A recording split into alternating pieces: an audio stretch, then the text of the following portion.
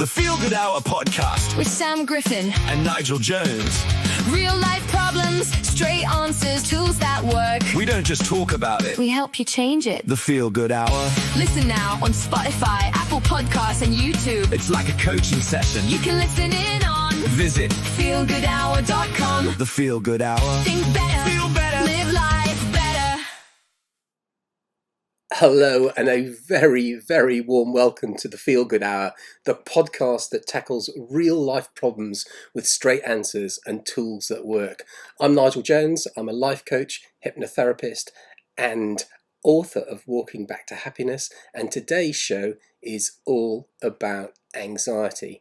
Now I'm by myself today because Sam's away, but I'm still here going to be answering the questions that you've sent in over the last week or so around the subject of anxiety, and we've got 10 or so questions which I'm going to be answering and taking a deep dive into explaining what it is and how it affects us, but more importantly what we can do to get around it. So without any further ado, let's jump in to the first question. So what is anxiety and why do so many of us misunderstand it? So if we look at some of the key facts at the moment, the NHS says that something like 20% of the population of working age adults has some form of common medical or mental health condition. And the large percentage of that is down to what we call general anxiety disorder. And globally, anxiety is said to, the WHO says that something like 360 million people live with some form of anxiety disorder. That was in 2021. And I think the figures in 2025 say that 4.4% of the global population currently experience some form of anxiety disorder. So, you know, those are big, big numbers. Now, in terms of the definition, the best way, I think, to look at anxiety is to actually initially look at it as a friend, because it's only a response, a bodily response to a threat or a perceived threat that you believe that you have. So that classically is in ancient times, or when we were evolving, humans lived in tribes out on the savannas or in the caves. And if they were under threat, they would either fight, freeze, or flee. So it was basically stand your ground, run away, or just freeze. And anxiety is when that fear or that response is not resolved. So if you run away, you resolve it. If you fight, you resolve it. If you freeze, and you do nothing, maybe the tiger or whatever it is will kill you, but literally there is some form of resolution in one of those three responses to anxiety. But the problem in today's world is that we don't resolve the anxiety. So that negative email we receive, or the person who cuts across us in a car, or some negative words that are said to us, don't get resolved. They stay in our bodies, and therefore we just keep punishing ourselves with these anxious feelings, and that leads to long-term anxiety. So if you look at it as a friend and you say to yourself, well, I'm actually feeling this way because my body's telling me there's something wrong. So it's like protecting you. And that's really, really important. So I think the first definition is to look at it as a friend. In terms of a medical definition, it is the body's naturally recurring response to either some form of physical or psychological or behavioral state. So it all comes about from some form of perceived threat. So the important thing to do is to actually recognize that you have this response, because that's the best way to deal with it. So one thing I say quite a lot is anxiety, this is my definition, is a fear of something that's not yet happened. So we get anxious about doing a talk in public, or we get anxious about an exam that we're going to take, or a meeting that we're going to. So these are fears about something in the future that has not yet happened. So it's best to deal with these fears by first of all addressing them and naming them. And so when you have this fear or this response to an event that's not yet happened, the body releases things like cortisol and adrenaline, and that just leads you to having to those sort of hollow feelings inside, and feeling like, oh, I don't feel good about this, and it just repeats and repeats and repeats and just goes on to circle. So the key thing about anxiety is to first of all say, well, actually, it's my friend. It's there sending me a signal, telling me there's something wrong. So that allows me to go to the next stage, which is to do something about it. I love this phrase or saying from the great American writer Mark Twain, who said, "I have suffered a great many catastrophes in my life, many of which never happened." So the next question is, why does modern life feel so overwhelming? So the answer to this, put very simply, is that from an anxiety perspective, anxiety is not new, but the volume of modern triggers has changed. We're dealing with like always on news, social media, AI uncertainty, pressure from the economy, family demands, work pressure, health worries, constant digital interruption. It's just massive. I think there was some data from Ofcom in 2025 last year that said that 51% of UK adults now use social media to get their news. And, that in a way is like doom scrolling, because the stuff that's out there is just always, if not all the time, negative. And that just leads us to, into an anxiety sort of mindset. So if we look at this from an NLP or a neuro linguistic programming perspective, the way we consume information, or the way information gets into our minds, is we have to look at it from the amount of information that's actually out there, and it's something like over 12 million bits of information come in to our brain every second. But there is no way we can deal with all those. So what we actually end up doing is doing three things. We generalize, we delete, and we distort, because the brain can apparently only deal with about 100 or so pieces of information each second. So what it's actually doing, it's actually deleting a lot of information and just giving you the information that it thinks is relevant to you.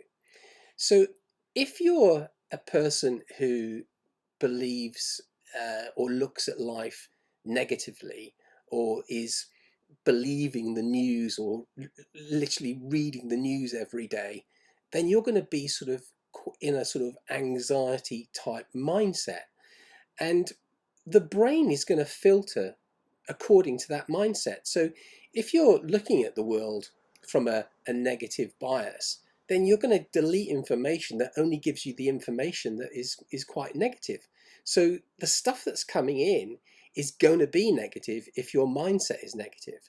So that's the deletion side. It's also distorting as well. It's distorting the stories so they fit with the way you think, and it also generalizes them as well. So that all that information just gets filtered down to, if you believe the world is not a great place, then your brain will prove that you're right, because that's the way our mind works. It almost works along the line of what we call like a thinker prover.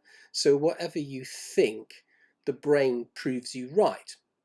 So a good example of this is that, if you think, I'm going to have a great day today, then your brain will start looking for all the things around you that show that, yeah, this day is great. If you're going to think I'm going to have a bad day today, then exactly the opposite is true. The brain will start filtering out all the things that are great and just focus on the bad stuff. So that person who wakes up in the morning and says, oh God, it's another day, or I've got this, all this work to do, my heart is racing quick, how am I going to do it?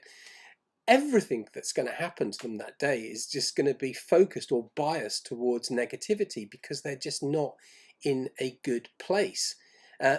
Opposite of that is if you wake up in the morning and you take a deep breath and you open the curtains and you go, wow, it's going to be a great day today, then you will start seeing lots of great things around you. So what's happening here is simply your brain is like a thinker prover. A good way to do this, or a good tool that you can use on yourself to counteract this or to actually do something about it, if you find yourself in an area whereby you're a bit down, a bit anxious, a bit sort of like looking in the world from a negative perspective, is to imagine that there's a librarian standing in the middle of your head, and that librarian is the voice that you hear every day. It's your central voice that tells you what to think about, what to look at, what to notice. And if you're going to have a bad day, you're going to send the librarian to the area of your brain where all the horrible books are kept. And what that librarian is going to do is pull down all the books, because all it's going to notice is those negative books. However, if you tell that librarian that it's going to be a great day, it's going to go to the area of your mind where all the great books are kept, and it's going to take down from the shelves all the good books. And so whatever you ask the librarian to do, it will do, because your brain is a thinker prover. So you could wake up in the morning and say to yourself, well, look, today's going to be a great day. I'm going to really smash that meeting in a couple of hours' time, or I'm going to really do well in that exam, which I'm taking in 2 weeks' time. Your brain is going to start to actually look for the answers to prove you right. So the summary of this is, just remember that your brain proves what you think. So if you think positively, your brain will try to prove you right. If you think negatively, your brain will try to prove you right. And the way around this is to imagine that there's a little librarian in the middle of your head, and whatever you tell that librarian to do, it will do. So if you say, tell me ways that I'm going to pass this exam, or what can I do to pass this exam in a couple of weeks' time, or tell me how I'm going to make this presentation go really well in a few weeks' time, or tell me how I'm going to get to the problem of solving my current work scenario and get a new job. Whatever it is, give your inner librarian the question that it can go and find the answer to, which is positive. And what will happen is you'll start to see your life change. So take that inner librarian to the positive part of the library.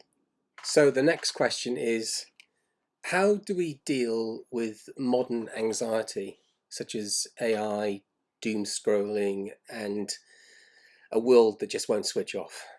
So, answer to this. I think the best tool you can use is the one that focuses on what you can control. And this is really important, because you really only can influence the things that are in your control. So I always say, whatever the problem is, ask yourself this question: can I influence it, or can I control it?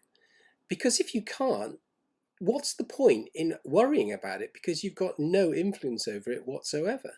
So it's almost like, come up with like, I like to sort of think of like 3 boxes. So you've got,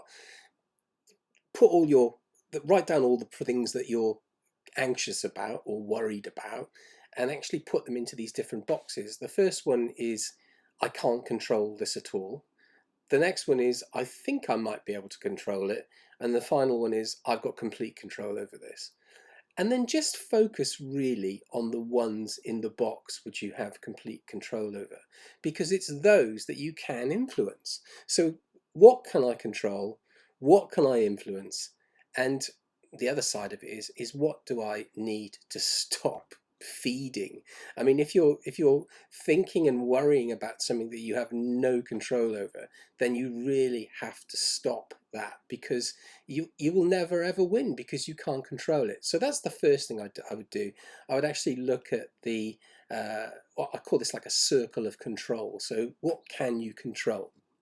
So if we look at specifically at say, AI and the anxiety that goes around AI, it's really important to, name your fear. So if your fear is AI is going to take my job, or I'm just not going to be able to learn AI because I'm not tech savvy, those are all limiting beliefs. So just identify what the problem is first of all, and write it down. But the key thing to do really is to learn the basics. Just go on to Google, or go onto a free version of one of these uh, um, LLMs, as they're called, like Grok or ChatGPT, or Google or Perplexity.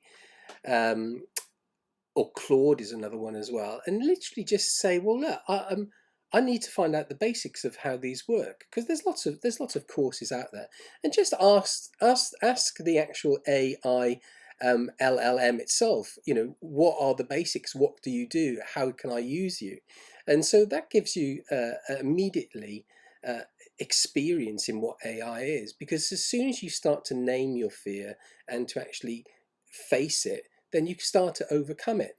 And so really learning the basics, upskilling, um, using AI as a tool rather than treating it as a threat. Maybe use it to write a couple of emails or a job application, or to plan your next holiday. So this is the best way to deal with AI, is to face it full on and start using it. And talk to other people as well. Talk to others about what they're doing with AI. Do they use it? And I'm sure there's lots of people out there who are in the same boat, and it's just a matter of just talking to others, experience it, and having a go. And the main thing is, stop letting the headlines that we see in the news every day, every second about AI get to you. So that's what we'll do for AI. There's some tools there. In terms of doom scrolling, um, what can you do? Stop immediately. If you can't stop immediately, then just set a time during the day when you look at the social media news and you scroll the news, and maybe it's like 20 minutes in the morning, or 20 minutes in the afternoon. So you literally just do it for a tiny amount of time each day to start off with, and then you can sort of break the habit of just continuous scrolling.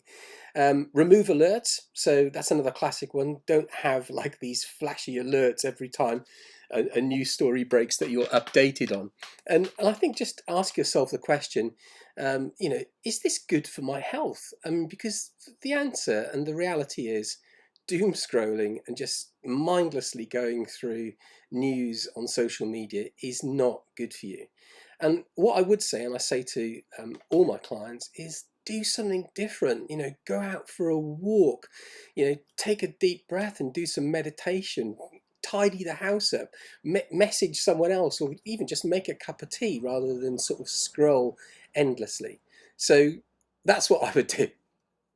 The next question is, are there different types of anxiety? And the answer to this is yes, there are. And so briefly, I'll just sort of give the outline of the different types. They're not in any particular order, these. So the first one is generalized anxiety, and this is like the feeling anxious or worried or fearful much of the time. So that's a really common form of anxiety.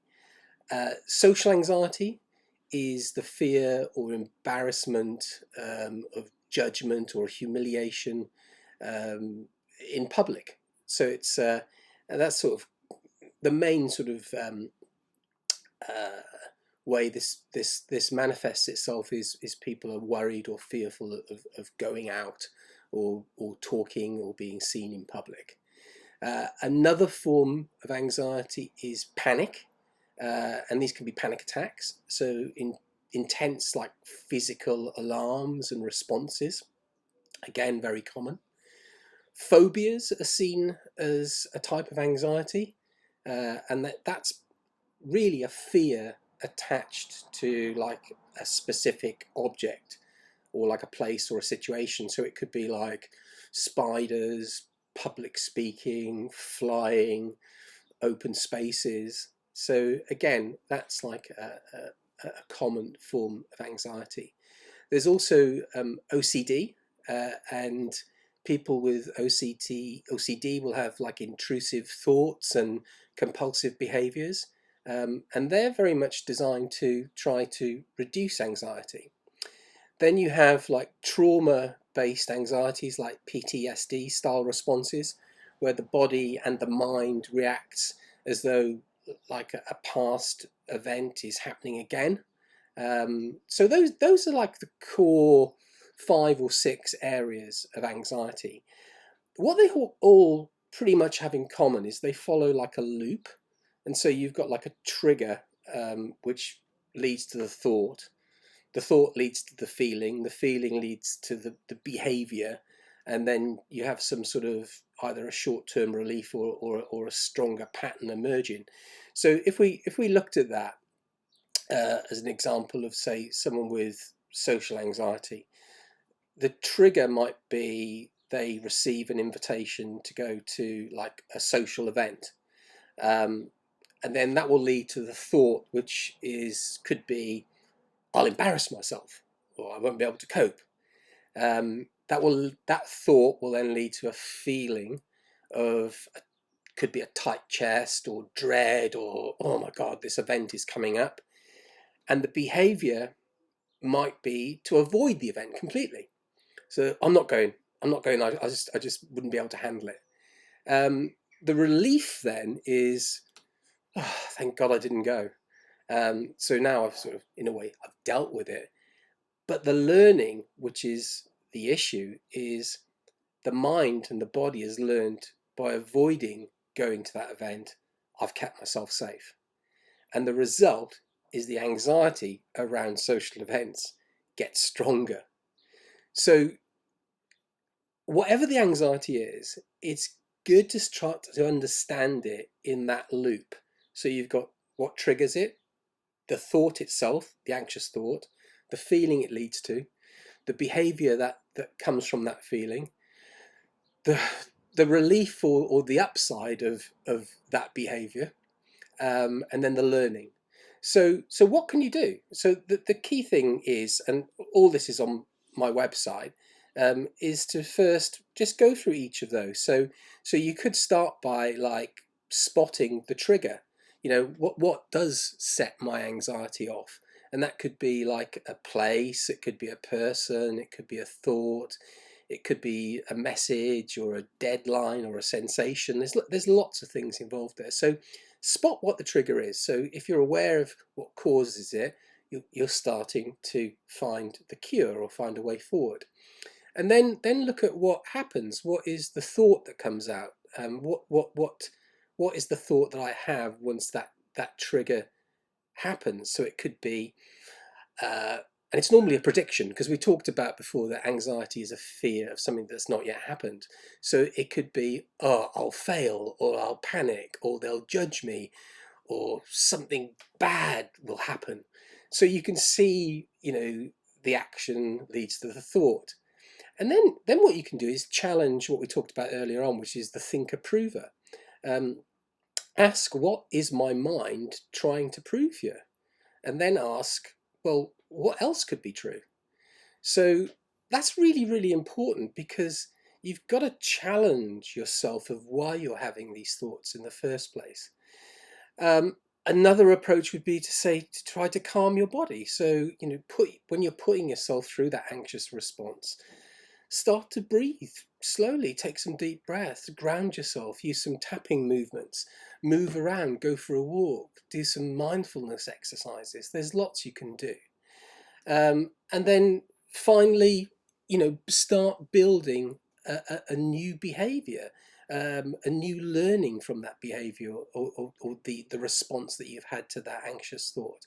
Because the brain always wants to learn new things. And so if you're always trying to avoid something, then you'll just stay in the loop. But if you, rather than avoid it, do something differently, like go for a walk or do some exercise or whatever it is you decide to do, as opposed to avoid the event, avoid the anxiety, then you'll start to build up a new way of thinking about it. So the old loop might be get invitation to event, thought I'll embarrass myself, which leads to not wanting to go, and then the anxiety gets stronger. The new loop could be invite arrives, new thought, oh, this is anxiety predicting danger. I know that's my friend trying to help me, but I'm going to calm my body, and I'm going to send one message, or I'm going to go for 20 minutes to the event, and I'm going to survive it. And then your confidence will grow. So you've treated it in a different way. So remember, the way to deal with anxiety is to actually think of it as a loop and then try to change every part, or one or two or three or four parts of that loop. So the next question is, why does anxiety feel so physical? And the simple answer to this is anxiety is not just in your head, it's a full body experience. So you have the thought, and that immediately leads to the release of chemicals. And the main ones, which I guess a lot of us have heard about, are like adrenaline, noradrenaline, and cortisol. So the brain says possible danger, and that's the thought.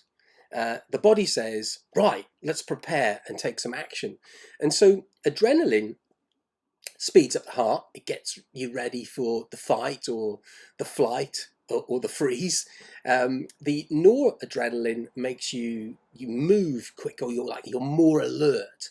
And the cortisol helps you mobilize energy around your body. So it tenses the muscles.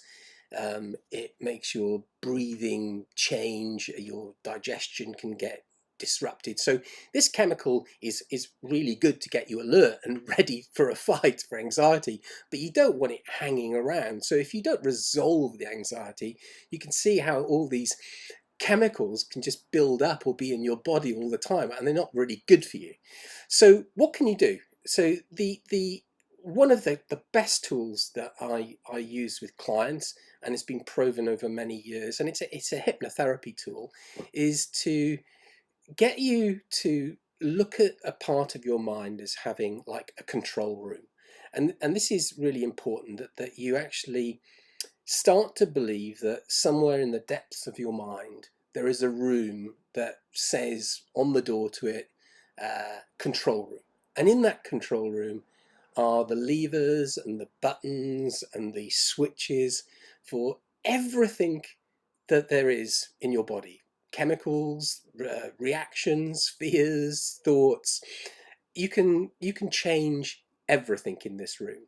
And the idea is that you go into that room and you have a look around of where the controls are for the thing that you're looking for. So it might be, let's go to an area of the control room which is about anxiety or panic or tension or overthinking. And then you imagine that all of those thoughts, anxiety, panic, tension, etc., have a dial linked to them. And that dial, for example, is set somewhere between 0 and 10. And so if it's set at 10, then that's the most anxious you could be. So let's say there's a button called the general anxiety level button. And I've gone inside my mind, I've closed my eyes, I've slowed myself down into like some form of slow meditation. I've slowed my brain down, and I've gone to the control room, and I've asked myself the question, if I was seriously looking at the control for my body and what level I've set anxiety at, or what exact level it's at now, what number is it? And let's say, for example, it might be at like 8. Then what you can do is you can put your hand on that dial and slowly turn it back. And you can turn it down to 7, to 6, to 5, to 4. You just make it smaller and smaller and smaller. And by doing that, you start to reduce the general level of anxiety that you and your body are experiencing. And you don't need to put it down at 0. You might want to set it at 1.5 or 2, or entirely up to you. And just remember, there are controls for everything. So there could be a control for a meeting that you've got coming up in a few weeks and your anxious feelings around that. That might be at 9 at the moment. Then let's turn that down to 8, 7, 6, 5, 4, 3, 2, down to a lower number. And it's really important that you can actually do this for any thought that you have in your life. So the tool really is to write down all the things that you think that are causing you anxiety at the moment. And they could be fears or thoughts, and then actually put a score next to each of them, and then put next to it a score where you'd like it to be, and then go to the control room of your mind and turn the dial down. And before you leave that control room, you'll notice a huge lever right near the door, and it's good just to pull that down and lock in all the changes that you've made. And what you can do is you could also lock the door to the control room so no one else can get in there, only you. And you have the key, and you can put that back inside you somewhere, that whenever you want to, you can go to it, get that key, open the door of the control room and go back in and play with the controls to your heart's content. So just remember, everything is in there. You can control everything. So the control room is a very good way of actually going in and changing what you want to change. The next question is, why do anxious thoughts feel so believable? So the way to look at this is to actually unpick the way a thought or a memory is saved in our brains or in our minds. And the way we describe this is through something called submodalities. So rather than get into sort of techie talk, the best way to explain this is to think of every thought that you have as being made up of ingredients. And a thought can only become a thought or a memory via one of your senses. So you'll only remember something because you've seen it, you've heard it, or you've felt it, or you might have smelt it or touched it as well. But the three main ones are sight, sound, and feeling. So whatever the thought, whether it's how you remember the color red, or how you remember what the fridge is like, or how you remember a fear, they're all made up of ingredients, and those ingredients are the senses. So whatever your thought is, just remember that. So let's take an example. If you wanted to make chocolate cake. So chocolate cake, you need ingredients like chocolate, flour, sugar, butter, and eggs. Now, if I take away the chocolate, I can only make cake. Now, I can't make chocolate cake. So that memory or thought has changed. If I take away the sugar and the butter, I can't even make cake anymore. So you see, by playing with some of the ingredients of the thought or the memory, you're able to change the memory. And so this is really important, because whatever your memory or whatever your thought, which is a fear is a memory or a thought, you can change it by playing with the ingredients. And the best way to do this, or a tool that you can use to do this, is think of the thought, think of the fear, and then close your eyes and think of what you're seeing. What is it? A picture? Is it a movie? Is it color? Is it black and white? Does it have a shape? Is it moving? Is it framed? Is it unframed? Just write down what that picture looks like to you, and then ask yourself the question, does it have any sound? And if it doesn't have any sound, does it have any internal sounds, or which might be voices that you hear when you think of that thought?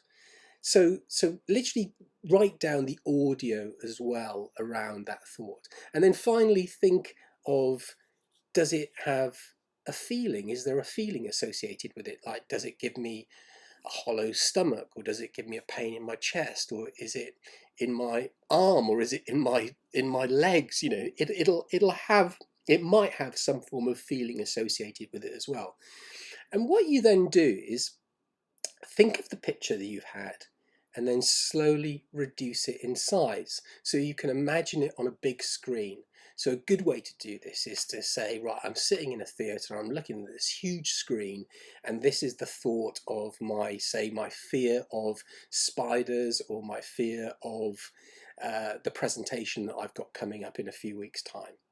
So you literally watch the picture on the screen. So it might be a movie, it might be you standing there, it might be you nervous, or whatever it is, whatever the picture is, and then you slowly make it smaller and smaller and smaller, and you make it black and white, and you make it grainy, and you make it small and small and small, so it just becomes so reduced that it goes to the corner of the screen and it's gone. And then the next step to do is to bring the image back up and then listen to the sounds associated with it. And if there are any voices or there are any sounds, then turn them down. So you turn them down from 10 to 9 to 8 to 7 to 6 to 5 to 4 to 3 to 2 to 1. So all that sound is gone. And then you think of the feeling associated with it. And if that feeling's in your stomach and it's a hollow feeling, then start to spin it round and spin it so quickly that it starts to leave your body and comes out through your mouth and just flies away. So what you've done is you've played with all the actual ingredients in that thought, and you've changed them all. And then once you've got them all out, just squeeze your thumb and finger together and say, this is the new way that I'm going to think about this thought. And you anchor that by squeezing your thumb and finger.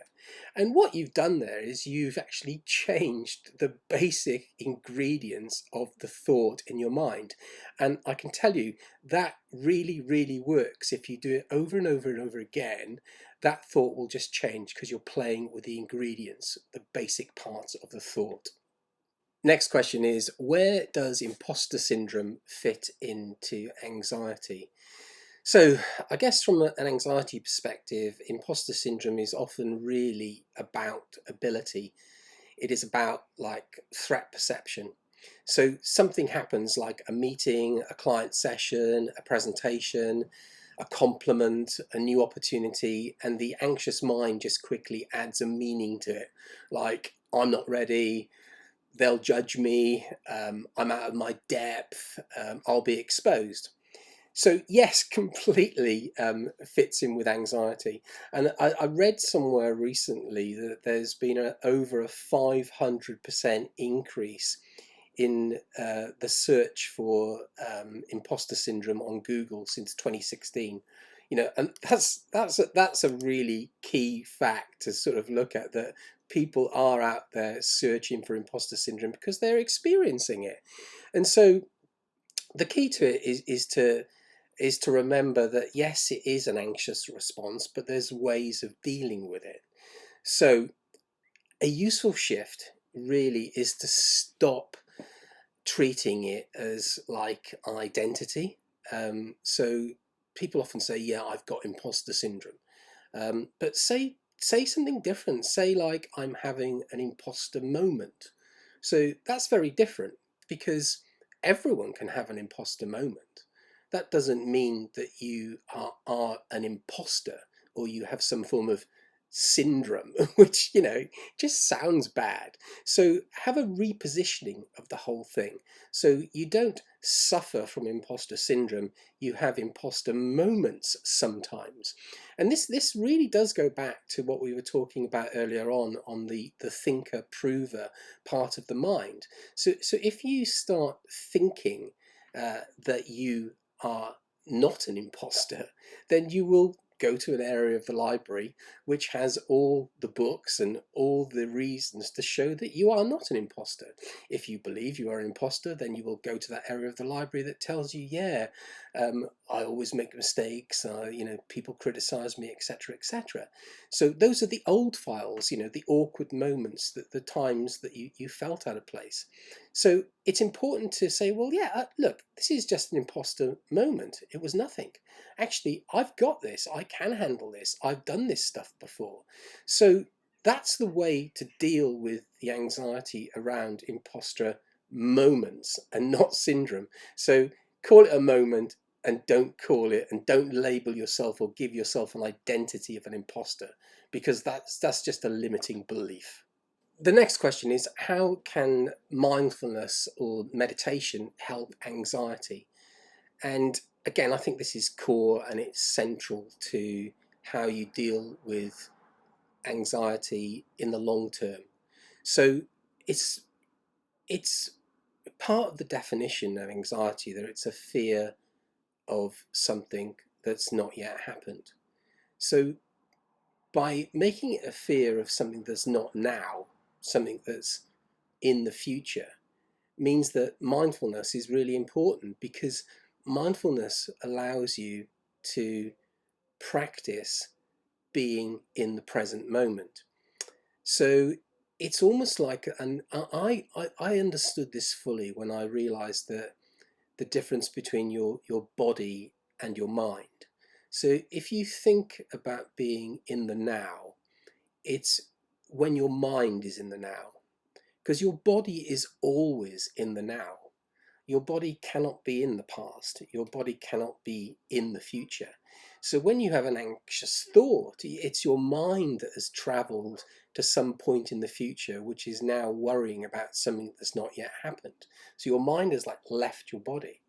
And again, when you think about the past, it's your mind that goes back to dwell over things that have already happened that you can do nothing about. So when you bring your mind back from the past or back from the future into your body now, that's when you are being present. And so the act of being mindful is to work on how you can bring your mind back to the now. And you know when your mind is in the now, it's when it's focusing on things that are happening now. And so the easiest way to do this is to almost have an anchor of something that happens now. And the most common one people use is their breath, because you are breathing now. That, you know, the breath, the in-breath that you take in is not in the future, it's not in the past, it's now. So if you focus on that in-breath and you close your eyes and you take several breaths and you just focus on the breathing in and out, you're being mindful and you're being present and you're meditating. So that is actually spending some time in the now. And the more time you can spend in the now, the more you train your mind to be more present. Think of it as like going to the gym for your mind. So you might go to, say, a physical gym and do weights for a day, and you'll walk out and you'll notice no difference whatsoever. But if you go there every day for 1 month, 2 months, 3 months, after 3 months, you're going to notice a massive difference if you've been doing weight training every day for 3 months. And the same is true for mindfulness. If you're doing 1 minute, 2 minutes, 3 minutes, 4 minutes of being in the now every day, and you do it every day, say for 90 days, then your brain will start to operate more in the now, and it will actually stop making reactional judgments or responses, and actually will start to actually make responses that are more thought through and are actually balanced. So mindfulness is really, really important for dealing with anxiety, because it allows you to actually have a much calmer outlook on life.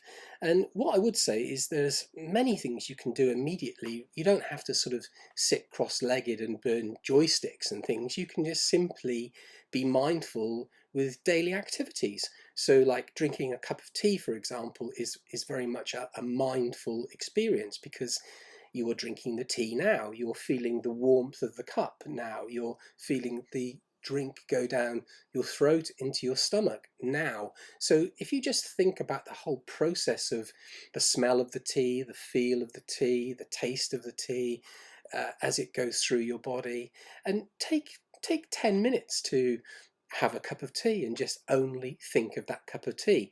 That's mindfulness in action. And this is a way of calming yourself and you'll see your anxiety and your anxious feelings actually drop the more mindful you become. Another way of doing this is to just spend some time in nature and just look up at the clouds for 5-10 minutes and just watch cloud formations. Again, you're actually focusing on something that's happening now, and you're bringing your brain or your thoughts back into your body, because when your brain and your thoughts are in your body and not somewhere else, that is when you are in the present moment. And the long and short of this is very simply, you can only do things in the now. You can't do anything in the past or the future when you're thinking about that other things. It's only in the now that things happen and they get done. So mindfulness, really, really important for anxiety. And the last question today is, what is one practical thing listeners can do right now to start taking back control? Now, thought about this for a while, and I think the best thing to do, which is a really great tool, is something called the challenge hierarchy. And by that, very simply, what you do is you write down the thing you're avoiding, and then you put on a list of, say, 8 things, the hardest version of that thing at the top. So it might be, for example, you're afraid of heights. So the top of the challenge would be maybe to climb a mountain or to climb a ladder. And the easiest thing to do might be just to watch a video of someone climbing a ladder. So the idea here is that anxiety we eat away at anxiety by actually doing things. So the actions don't have to be great to start off with or huge, but you start chipping away at it, the thing you're anxious about, by doing things that actually mean that you can actually get over this fear. So let's take some examples. So if you for example had, say, social anxiety. Now let's say you've got 8 things or 7 things to put on your challenge hierarchy. So the first one might be, I'm going to send a text to someone. So that's relatively easy to do. And in a way, you could like score these out of 10. So maybe that's like an easy thing that you think's like going to be 2 or 3 out of 10. If 10 is really hard and 1 is really easy. The next thing you might do is send a voice note, and then you might up it to have a 5-minute phone call with someone. Then the next step up the hierarchy, or the challenge hierarchy ladder, might be to meet a person for a coffee. So as you can see, you're actually going higher and higher up and doing the things that you originally had a fear of. The next thing up might be join a small group. The next one up might be speak once at a meeting, just stand up and say something. And the final one might be go and attend a big event with a few friends. So you work yourself towards the thing that you had the fear about. So the challenge hierarchy is a really great tool to overcoming fears and anxiety. Let's take another one. So it might be, say, AI and job anxiety. So the hierarchy could be, the first rung on the ladder could be learn one AI tool today. The next one up might be the next day, use that AI tool for a simple task. So now you've learned it and now put it into practice. The next step up could be what skills are becoming more valuable out there in the marketplace, and start doing some research of what AI skills that you might need. And then the next rung up would be start having a conversation once or twice a week with other people who are also interested in AI. And another step up could be start building your own plan about how you're going to build AI into your life. So you see, you create these hierarchical ladders which you start to climb, and by climbing them you start to prove yourself that you can actually do these things. So that's a great way of starting to overcome anxiety through action. I've run out of questions, and that was the Feel Good Hour on anxiety. We covered what it is, why it happens, and how we can start calming the mind and taking back control. So if one thing landed today, don't try to do everything at once. Just pick one tool. Try the control room, build a small challenge hierarchy, or just practice coming back to the now. It's just all about one small action. That's where it starts. So anxiety grows when we avoid, overthink, and rehearse fear. It starts to change when we pause, we interrupt the pattern, and we calm the body, and we take one manageable step forward. You don't have to beat anxiety in one heroic leap. Build a ladder, then climb one rung. If you've enjoyed the episode, please subscribe to the channel, follow the podcast, and share it with someone who might find it useful. And you can find out more about my work at 9kmby9am.com, and you can listen to the Feel Good Hour at thefeelgoodhour.com on YouTube, Spotify, and Apple Podcasts. We'll see you next time on the Feel Good Hour. And remember, real life problems, straight answers, and tools that work. Good Hour podcast with Sam Griffin. and Nigel Jones. Real life problems, straight answers, tools that work. We don't just talk about it. We help you change it. The Feel Good Hour. Listen now on Spotify, Apple Podcasts, and YouTube. It's like a coaching session. You can listen in on Visit feelgoodhour.com. The Feel Good Hour. Think better. Feel better.